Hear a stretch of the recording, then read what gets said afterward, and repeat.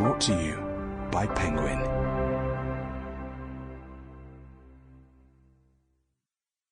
Double Agent by Tom Bradby. Read by Juliet, Aubrey.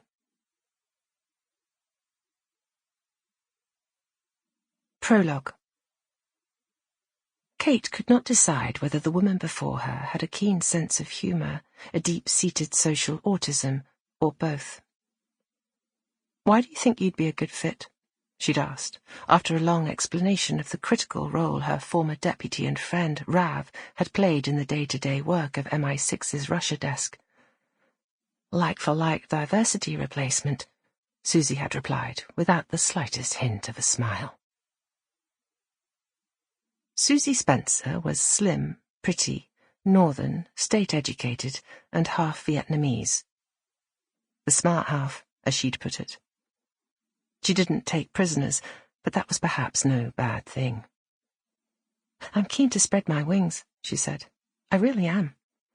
The security service has been good to me, and I love working there, but I've always had half an eye on a life across the river here, the chance to expand my horizons, play on a wider field. I'm sure you understand." Kate supposed she did, though it was harder to recall these days as that wider playing field seemed ever more threatening. "I'd be grateful, though," Susie went on, tucking a half-curl of neat black hair tidily behind her ear, "if you could tell me a little more of what really happened to your deputy, Rav. That case is closed, I'm afraid. But I would need to know the background, would I not? I don't believe so, no. But if my life is also to be at risk, it won't be. Given what happened, I don't see... The file is sealed. That's all I can say.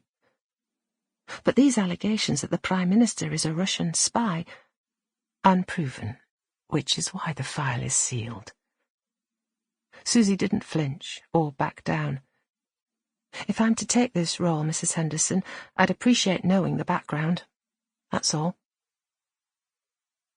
Kate was tempted to wonder aloud why she was under so much pressure from her superior Ian to take this woman as her new deputy. "Good for interdepartmental relations," he'd said airily, though he'd been fiercely territorial at even the hint of an incursion from MI5 across the river until his ambition to be the next chief had got the better of him. He'd been turning himself into the ultimate Whitehall warrior. She leant back in her chair and stared out of the window at the morning commuters hurrying through the rain outside Vauxhall Station, the unchanging backdrop to her working life. She'd ideally love to send this woman back across the river where she belonged, but she recognised that, given the questions over her own recent past, she'd probably lost the ability to determine this aspect of her future, and many others. "It was called Operation Sigma," she said.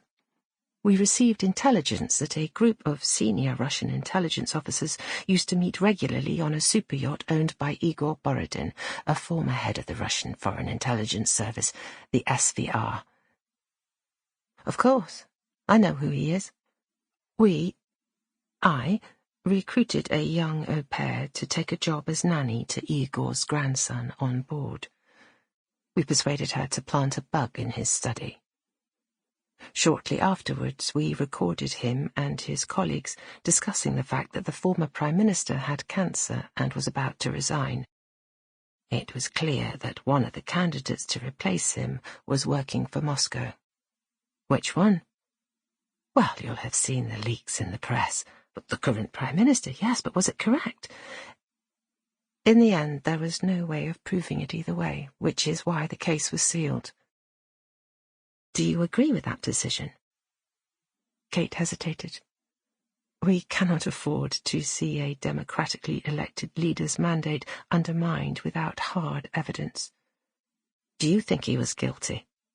"My view is immaterial. We need to be an evidence-based organisation, particularly in this world of disinformation and lies." "What happened to Rav?" "He was murdered." "But the coroner's verdict was suicide." "Look, and as I understand it, indeed, all of the work..." Sample complete. Ready to continue?